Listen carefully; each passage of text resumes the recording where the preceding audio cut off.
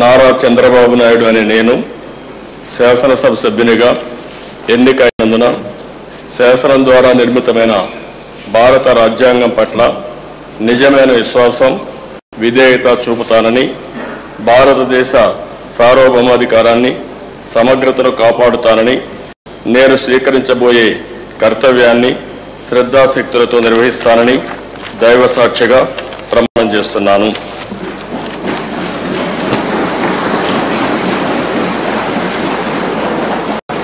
ఆంధ్రప్రదేశ్ శాసనసభ సభ్యుడినైన నారా చంద్రబాబు నాయుడు అనే నేను సభ నియమాలకు కట్టుబడి ఉంటానని, వాటిని అనుసరిస్తానని, సభ మర్యాదలను పాటిస్తానని, సాంప్రదాయాలను గౌరవిస్తానని దైవ సాక్షిగా ప్రమాణం చేస్తున్నాను.